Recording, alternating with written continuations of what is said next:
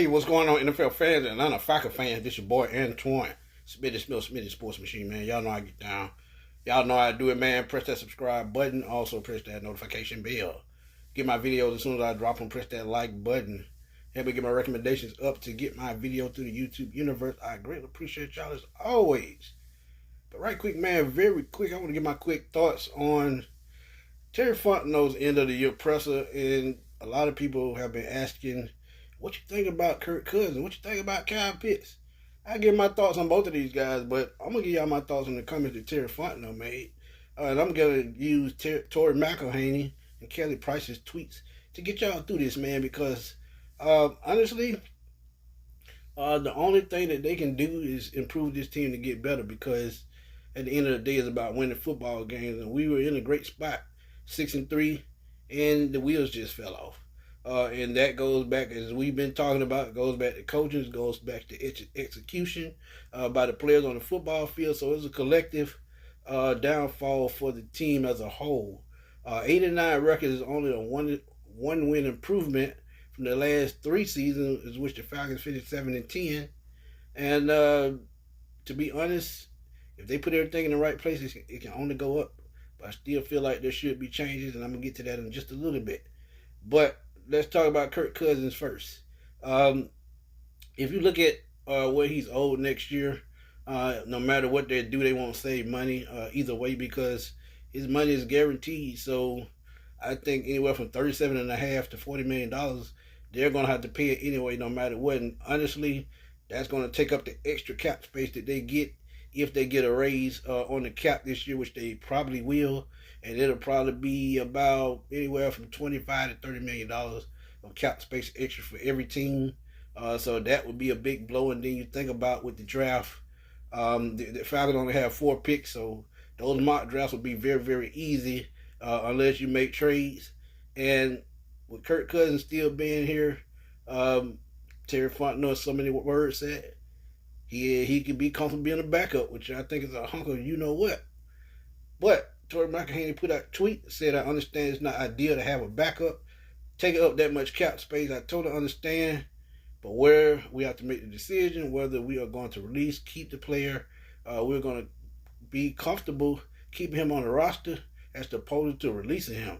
So he lets you know that there may not be a release, and they're basically saying that they're probably going to seek a trade, and if they seek a trade, what actually can they get for Kirk Cousins? Well, that depends on the team that makes the move, because there are teams out here without quarterbacks, really.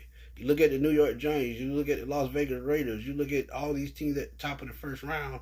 With these quarterbacks coming out this year, they're really not, lighting up the draft board, and this is probably one of the worst quarterback class in recent memory. But if you think about the team that need a quarterback also, you can look at a team like Cleveland as well. He worked with Kevin Stefanski in Minnesota. That would be a good spot. So those are 3 teams that I think could work. But again, Kirk Cousins will have to approve that because he has a no trade clause in his contract. So he could be here as a backup, but I don't believe it. And honestly, the wisest move is probably to move on from him.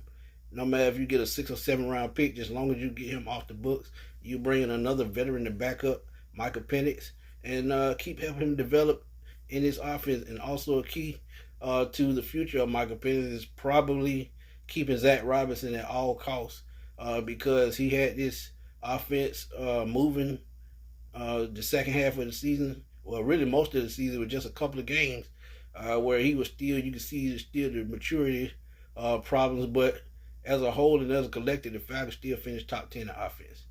But I just don't buy that Kirk Cousins will be a backup here. Just makes no sense.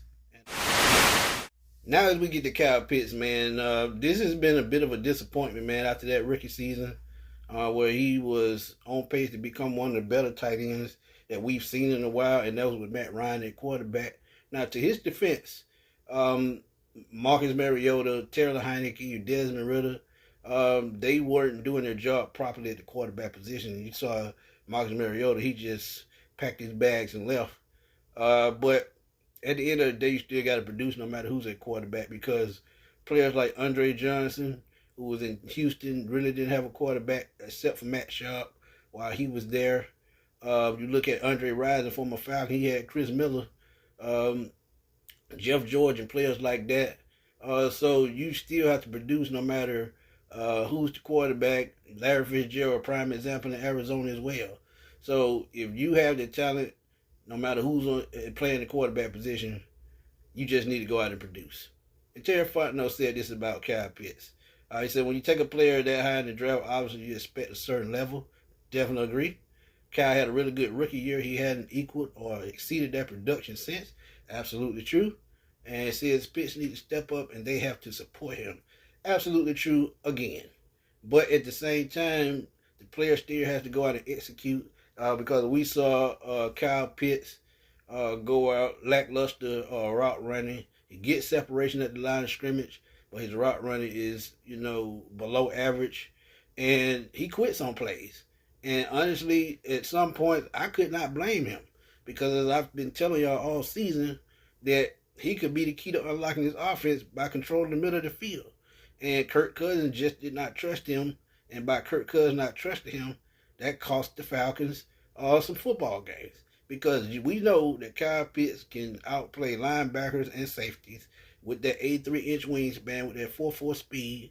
And I just think, he could have really put up better numbers. And he only had, I think, 600 yards this year, about 4 touchdowns.